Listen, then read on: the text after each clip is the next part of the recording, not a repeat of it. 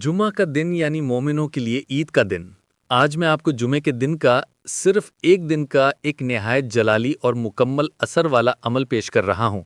ये वजीफ़ा उन भाइयों और बहनों के लिए है जो कहते हैं कि हमारे पास अपने काम या पढ़ाई की वजह से वक्त बहुत कम मिलता है, इसलिए हमारे लिए 3 दिन या 7 दिन का अमल करना मुश्किल है। लिहाजा कोई एक अमल बताएं जो सिर्फ एक ही दिन करना हो, लेकिन अमल इतना ताकतवर हो कि दोबारा करने की ज़रूरत ना पड़े, यानी एक बार के अमल से हमारी दिली ख्वाहिशात और मुरादें पूरी हो जाएं। हमारा जो मकसद है वो एक ही दिन के अमल से पूरा हो जाए। तो बिस्मिल्लाहिर्रहमानिर्रहीम, अस्सलामु अलैकुम वरहमतुल्लाहि वबरकातुहू। मेरे प्यारे अजीज़ दोस्तों, आज का ये अमल बहुत ही सादा, बहुत मुख्तसर और ताकतवर अमल है। आप इस अमल को हर नेक और जायज़ हाजत और मुराद के लिए कर सकते हैं, चाहे वो मुराद रिस्क या दौलत से मुताल्लिक हो, शादी या शादी के रिश्तों के लिए हो, घर का कोई भी मसला हो, कोई ख़ास ख्वाहिश हो या कोई ख़ास मकसद जिसके बारे में आप किसी को बता ना सकें, या अच्छी नौकरी चाहिए, इंटरव्यू या इम्तिहान में कामयाबी चाहिए, कोई कारोबार शुरू करना हो, या आपकी दुकान ठीक से ना चल रही हो, दुकान पर ग्राहक ना होने के बराबर आते हों, कारोबार ना चल रहा हो, यानी कोई भी काम के लिए आप ये अमल कर सकते हैं।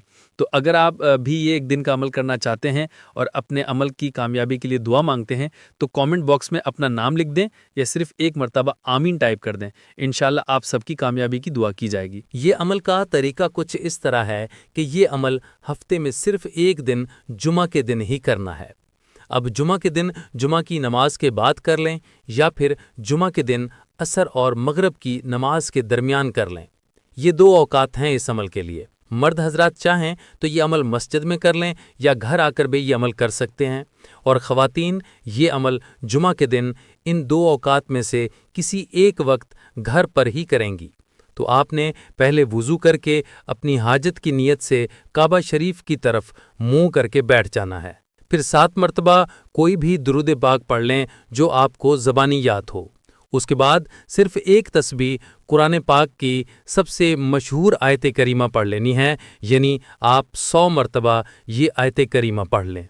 शुरू में सिर्फ एक मरतबा बिस्मिल्लाह शरीफ पढ़कर ये आयत करीमा 100 मरतबा पढ़ लेनी है, जैसे कि बिस्मिल्लाहिर्रहमानिर्रहीम, ला इलाहा इल्ला अंता सुब्हानका इन्नी कुन्तु मिनज़्ज़ालिमीन, ला इलाहा इल्ला अंता सुब्हानका इन्नी कुन्तु मिनज़्ज़ालिमीन।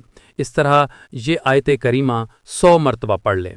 फिर अपने दोनों हाथ उठाकर कुरान पाक की ये छोटी सी आयत सिर्फ 33 मरतबा पढ़ लेनी है, यानी 33 मरतबा ये आयत दोनों हाथ उठाकर पढ़ लें, जैसे कि बिस्मिल्लाहिर्रहमानिर्रहीम, फद्दा रब्बहू अन्नी मगलूबुन फंतसिर।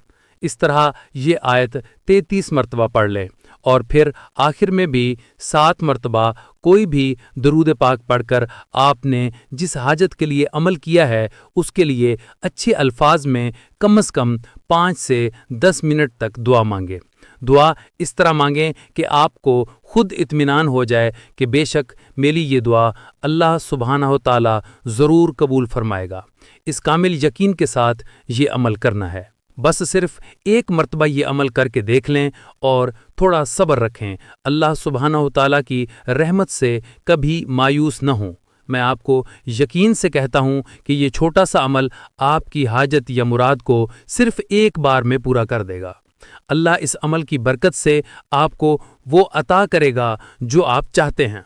ये बहुत आसान और मुख्तसर अमल है, लेकिन इसका असर बहुत तेज़ और जलाली है।